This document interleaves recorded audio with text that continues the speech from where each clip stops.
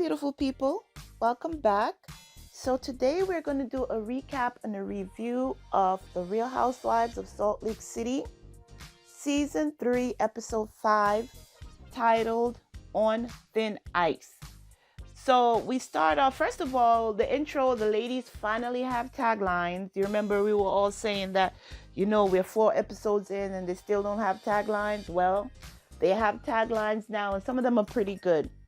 So we're starting off the episode where we have Jen in New York.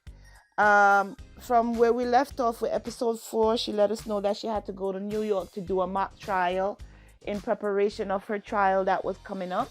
So now we see her in New York. She's having a conversation with Coach Shaw, and she's letting him know that she's coming home tonight, and she can't wait to see, her kids and to see Coach Shaw.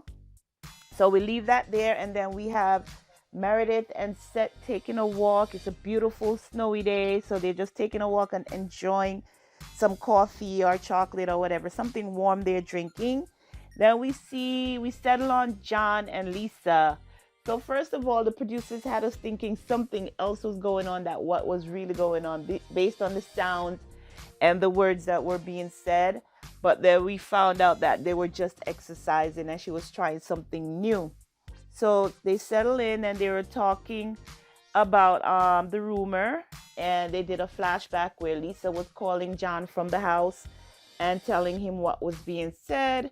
He tells John that she tells John that even though it was difficult to tell her what was happening, she appreciates Whitney for telling her the bad truth. But because what she always tells the kids is the bad truth is better than a good lie. So I don't know how to interpret that. The bad truth. So is it true what they're saying? Is it, a bad thing that's happening? Of course it would be if you're cheating on your husband. But the way they twisted and put it, it just didn't look good. But then she tells John that she appreciates Whitney for telling her what was happening. So then we have Whitney and Justin, and Whitney is telling Justin that she actually feels betrayed by Heather, that Heather is lying of the fact that, she didn't know what was being said about Lisa. And she feels good that Lisa and Jen stood up for her. And being that she's going through this with Heather, and also she's remembering everything that happened to her when she was a kid, it's a good thing that they're doing therapy. So that was a quick snip with Whitney and Justin. So now we have Heather and Angie. We have Heather go to Angie's house.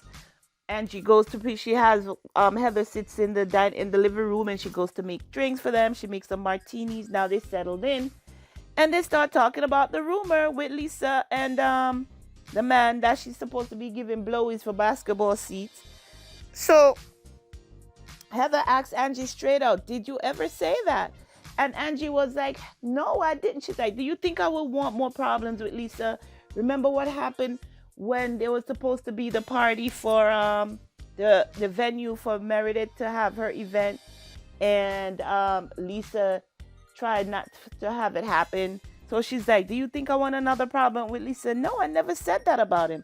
So then Angie goes, she said, "Whoever Lisa is messing with must be a submissive, because that's a lot to deal with." Oh my God. And then of course she had a Kiki moment, because we all know that Lisa is a little bit headstrong and she's pushy and she talks a lot, and she's like, that's a lot to deal with if you're dealing with Heather. Then if you're dealing with Lisa, if you're dealing with Lisa. So then Heather invites Angie to her, she's having a ski day. She tells her that, she's writing a book called Bad Mormon. So she's trying to have a fun day to break it gently to her cousins, because they're going to be devastated when they find out whatever she wrote in her book. So she's having a fun day, and she wants all her friends to be there along with her cousins. So she invited Angie, and then we see where she calls Lisa. The producers put in the clip where she calls Lisa a couple days before that and invited her. She didn't tell Lisa that Angie was being invited. She just told her, we're having a ski day. Everybody's coming. And, I want you to look fabulous and just come out and be there. So that's where we leave Heather and Angie. So now we have Meredith, we have Seth, and we have Brooks. They're going for lunch, they're going for pizza, whatever. And it's just to catch up. So Meredith lets her know that Brooks is away in college. He's going to NYU and he's New York University, and he's also working on his clothing line. So they're meeting up for lunch, and Seth asks Brooks, "Is there a significant other that I should know about?" And Brooks, I guess he got his sense of humor from his dad. He said, "I've been dating somebody for 2 years." So Seth was like, "Wait a minute, how come I didn't know about this? Did you tell your mother?" And then Brooks was like, "Oh, I'm sorry." He was like, "No, I'm just kidding. I'm not dating anybody." So Brooks asks Seth, "So describe your perfect boyfriend." And Seth was like, "My perfect boyfriend would be Brett Favre." And Brooks is like, "Who's that?" So now we know Brooks does not follow football because, as we know, Brett Favre is a football player. Meredith gets in the confessional and says she does not see how Seth could be attracted to Brett Favre. She don't get it. She don't understand it. But that's his man crush. So I guess that's his man crush, MCM, his man crush Monday. And they just had a nice little kiki moment about that. Then Brooks says, "So, if you guys have somebody that you think I should be dating, hook me up." And then he's like, on second thought, forget that, forget it. Then he says that his auntie, which is Meredith's sister, is always trying to hook him up. And Meredith says, "Speaking of auntie, we're about to do a fundraising event for mental health and addiction." So she said her sister, who had a son who had a problem with mental health, and it'll be nice to do something, a fundraising event. So she tells Brooks that they're getting ready to do this, and if he has some pieces ready that he wants to showcase, then he's invited to participate. So then that was lunch for Meredith, Brooks, and Seth. They talk for a little while longer. They try to tell Brooks that, "Why don't you stay for a month?" Brooks is like, "No, I can't. I'm in school. I just came back for a quick visit. I got to get back to school." And then I guess Meredith and Seth were being touchy-feely in front of him. And you know how kids are squeamish when parents are around being romantic. He was like, "Oh my God, I got a meeting. I have to go." So they ended that scene right then and there. But it was just nice to see that quick little family meeting with those three. Now we have Jen and Coach Shaw. They're at home. And Coach Shaw tells Jen, "Come on, we have to do our therapy exercise." So they were assigned an exercise from the therapist, and it's called soul gazing. So they had to just sit facing each other, not saying anything, and just look in each other's eyes. And of course, that brought on some giggles. They couldn't keep serious. They had to just giggle about, those two love each other so much. And Coach actually went in and said her, "Listen, honey, I love you and I want to show you." And they were sentimental for a little bit. And then Jen brought up the fact that the trial date was moved to July. I'm not sure exactly what month they had set for it already, but she tells Seth that they pushed it back to July, and her trip to New York was just a mock trial. She says she's anxious because she's not sleeping well. She keeps a notepad by her bed that when she wakes up at night, if there's anything that she remembers that she needs to tell the attorney, she just jot it down. I'm assuming, of course, she's not sleeping well because what she's going through is no easy feat. This is life-changing, not just for her, but for her entire family. When people go through any kind of court or any kind of illness or anything like this, it doesn't just affect that one person. It affects everybody around them, especially your loved ones. So it's not easy for her, and it wasn't easy for the people who her and her team duped. So hey, everybody is being affected, just like I said. So Coach Shaw said to her, God didn't just put this on you. He put it on all of us. He put it on both of us. And then Jen says, "I really want to prove my innocence. So, them prolonging the trial, it's really a lot on me." But as you guys already know, Jen did not go to trial. She took a plea deal, and I believe she's being sentenced the end of this month, November. I believe that's when her sentencing will be will be set. So we just have to wait and see what happens. Now we see Lisa at home, and we see her get on the phone and call her brother. I guess everybody here have a sense of humor. So she's like, "What are you up to?" So the brother is like, "I just came back from seeing my probation officer." And Lisa was like, "Stop playing. You're such a prankster. Stop playing. What are you up to?" He's like, "Oh, I'm just working, whatever." So she asked him to have you talk to Gina, our sister. So now we're finding a little bit more about Lisa. She lets us know that she's one of 6 children, and she's concerned about her sister Gina or Gianna. I'm not sure exactly what her name was, but she said that her sister called her the other day, and it made her really sad because her sister is asking what's wrong with us, and the reason she is asking that is because she said all out of herself, Lisa and her brother that she's talking to, all of her siblings, her other 4 siblings, are all divorced or in the process of getting a divorce, and they just want to be happily married, and they don't know what to do to make sure that they have the right guy in their life. And she says that her siblings are always telling her that Lisa ended up with the good husband. So that was nice to see her get on the phone and talk to her brother. Then we see John come in the room and just say hi to her brother over the phone, and say their goodbyes. And Lisa brings up her concern that she's part of a negative friend group because all they're trying to do is destroy each other, and it's not a good thing. So she tells John, "I want you and I to spend more time together as a family with the kids and not focus so much on the friend group." So that was the conversation between Lisa and her husband John. Then we have Whitney and Justin at home. It's the day for Whitney to get her letter of resignation from the Church of Latter-day Saints. She's getting that notarized, and she's having a friend do it, a friend who is a notary. And she said this is her third time trying to separate from the church. And the first 2 times didn't go well. She didn't even notice that she had to get the letter notarized. She found that out when she printed it out.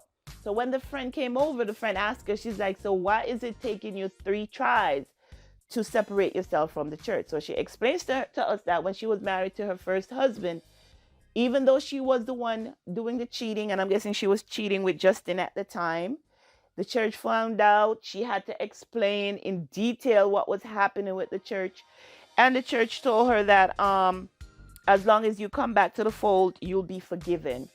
And her husband was with it, and that's why she didn't get read out of the church, even though Justin got read out of the church because he was cheating with Whitney. So the rules are different for the men and the women. I forgot what she said happened with the second time it needed to happen, but there's something having to do with income. I believe you have to pay 10% of your income to the church, she said, or is it the other way around? She said that as long as they could get your money, they will keep you in the church. So I'm not exactly sure how the process works. As you guys know, Church of Latter-day Saints is not really well attended by us black people. So I don't even actually know and how it works. So I will not speak on it anymore. She told us a little bit more. She told us that there was a repentant process, and they told her, like I said before, if you go back to the temple, you are forgiven. And she says with leaving the church now, she is, and having to go through what she was going through as a child, being abused, she feels that this is part of her taking back her power. At the end of signing, she told John and her friend that she thinks she should be toasting the event. Of course, they didn't do it. And as you guys know, drinking is not allowed by the Church of Latter-day Saints. So I guess, even though they do it in their friend group and they're doing whatever, she didn't want to do that on camera. So they didn't do that. Now we have the main event of the episode, this day of the ski trip. We see everybody arrive little by little. We see Heather Cousins arrive. We get to meet one of Dana's clients who is now a friend. Her name is Dana. And Dana's skin looked fantastic. And to Heather's point, she's like, this is what Beauty Lab does for you. So we meet Dana, and then we switch over. We see Whitney and Lisa in the vehicle coming to the event. Whitney tells Lisa that she hasn't spoken to Heather since the blow up at the trip to Arizona. She felt that, Heather should have had her back by corroborating her her account of what was said by Angie Harrington at the basketball game. Heather still denied. I don't remember it, that being said. So Whitney feels like Heather is not having her back. So now we see Jen arrives. She greets everybody, hug it out and whatever. Everybody have little things to say to each other as far as encouraging things. Girl, you look cute. You know what's going on? Your hair look cute. Your outfit is cute. Jen is like, I just really learned how to ski, so don't expect me to be on the big hill with you guys. Jen has a bottle and champagne glasses in her Louis Vuitton duffel bag. I'm like, oh my God. The fabulousness, even at the ski event. So Jen was like, I'm ready for the bunny hill. I've been practicing, so I'm ready to go. Then we see Angie H comes. Heather, she introduces her to everybody who doesn't know her. Some of the ladies were surprised that she was there because they know that stuff is going to pop off because Lisa is about to come. And based on what was happening at the ski event, we know that it's not going to be a good date. Now we see Lisa and Whitney arrives, and Lisa sees Angie H from across the way. Of course, it's outside, so they're walking up to the friend group. And Lisa says to Whitney, did you know who was going to be here? And Whitney's like, no, girl, I didn't know who was going to be here. She's like, oh my God, I am not happy to see her. So Lisa, she sees Angie, and you could tell she was not happy. Now, everybody who's supposed to be there is there. Heather has a little announcement. She's like, all right, some of you are advanced, some of you are not. So based on your expertise, myself and my cousins are going up to the professional side of the ski. So follow me if you feel that you're a professional. If not, go to the bunny hill and we will catch up later on. Now, on the bunny hill, we had Dana. We had Jen, of course, Lisa.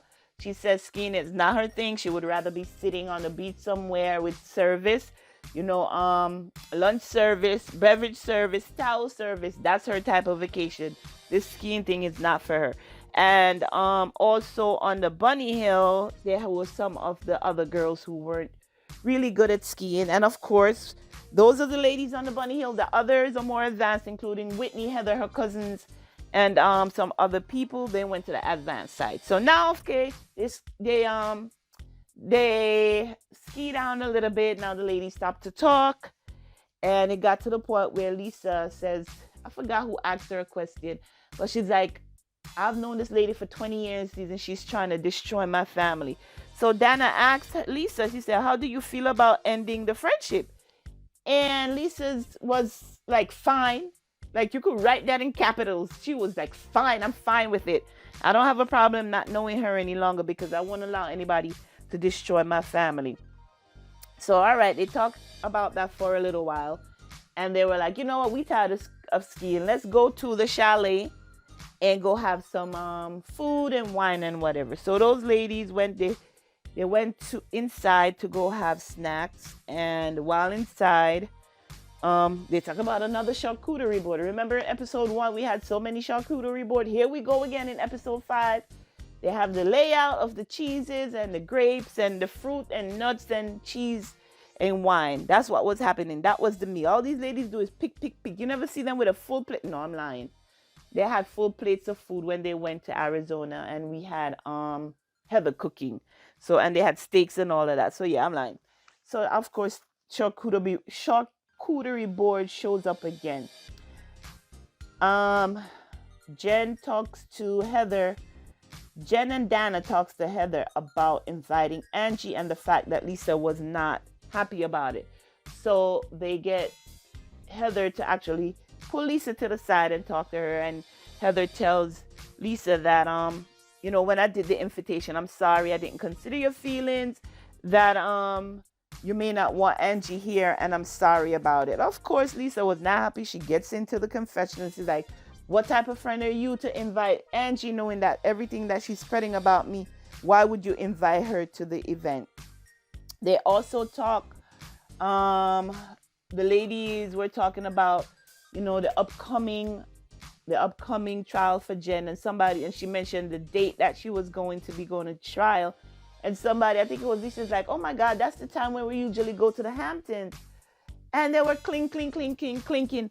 And Whitney gets in the confessions like, what the heck are they celebrating? This is not an easy feat. Why are they celebrating the fact that she's going to trial in July? But you know why I think that was? It's an uncomfortable situation for everybody. The ladies do not know how to react to this. They've never had a friend go through a situation like this.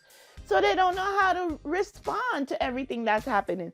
So I think that was just the nervousness of everything, and for Jen, and the anticipation of what's about to come. So I think that's what that was about. So then I mentioned before that Heather pulled Lisa to the side to talk to her, and then there was, after the talk and everything, and everybody was mingling around, and then Angie asked Lisa to have a conversation. She's standing there. She's like, can we come over here and go talk? I need to talk to you about something. And Lisa was like, no. I'm like, oh shit. She was like, no, Angie, I'm not interested. It's like, after 20 years of friendship, she's like, I don't think we have anything to discuss. I'm really, really not interested. She must have asked her like 4 or 5 times, and Lisa did not go and talk to Angie. So I guess that wasn't going to happen then. She's going to have to find another way to talk to Lisa about what is being said. Now, we also, at that same event, Heather and Whitney have a conversation. So Heather pulls Whitney over to a table, and Whitney says, you know what? We had a fight over the details of whatever. And Whitney is doubling down on the fact that Heather knows what was said about Lisa and that Angie said it. And then they were going back and forth. And then finally Whitney said, you know what? At this point, we're going to agree. We're going to have to agree to disagree. In the confessional, Heather said, she said, you know what that means to me? She said, I will let you go on this crazy journey all by yourself. And when you're done, you could come back and I'll be here waiting for you. Oh my God, I found that to be funny. Whitney's like, I'm not about to, Heather was like, I'm not about to go there with you, girl. You go ahead and I'll be waiting right here for you when you come down off of that crazy journey that you're with. Then, okay, Whitney left that alone. But then she says to Heather, you know what really, really hurt me is that you took my pain and weaponized it. And Heather was like, what do you mean by that? She's like, I was going through what I'm going through from what happened to me with a little child. And now with this rumor, that's too much for me to carry. And you weren't even there to support me. She's like, I was hurt that you didn't hear that. So Heather's looking at her like, oh my God, when are you going to done with this? When are we going to end this? When are we going to move on? And then Whitney get in the confession. She's like, yeah, I'll talk to her or whatever. But going forward, I don't trust her. She's like, I'm going to have to put my walls up when it comes to Heather. Man, that hurt me. Because from season 1, we're in season 3 now. They've been thick as thieves. They're cousins. They're friends. They do everything. I mean, there are a number of times when Heather has got Whitney to pull back, because there are times when she wanted to come out with things and Heather is like, don't say it, don't do it, let's not go there. But now Whitney decides she wants to step out on her own and expect Heather to actually support her. And Heather's like, no, girl, you're going to have to do that all on your own. I'm not about to do this with you. So that's where the episode ended regarding that. So I'm not sure what is next week's episode about. But I find that Whitney is really reaching. I believe Heather. I believe that because Heather, if she finds that something is gonna hurt somebody, she's not gonna come out with it. And she genuinely was surprised when Whitney was talking to her in the bedroom, and she actually told Whitney, do not say anything, just leave it alone. So I believe Heather did not know what was going on with Lisa and the man who have the basketball seats, if anything. So we're going to leave it at that. So it's interesting to see what's going to come up. We're going to see if Angie is really able to have a conversation with Lisa, if she'll ever be open to sit down and talk to her. I want to see where the friendship with Whitney and Heather is heading. And we all know that Jen's upcoming sentencing is coming up, so we're gonna get to see that pretty soon. I don't know if it will be in the episode, no, because I believe the season has wrapped taping, so we're just gonna have to follow that on social media and talk about it as time goes on. So that was the episode with the ladies. Not quite sure what is coming up next week, but I'm sure it's gonna be interesting. Real Housewives of Salt Lake City usually is. And I'm looking forward to see. But I think the main thing is going to be Angie trying to get Lisa to have a conversation with her. So that is my recap and my review of The Real Housewives of Salt Lake City, Season 3, Episode 5, titled On Thin Ice. So until next time, guys, be sure to take care of yourselves and your families. Bye-bye.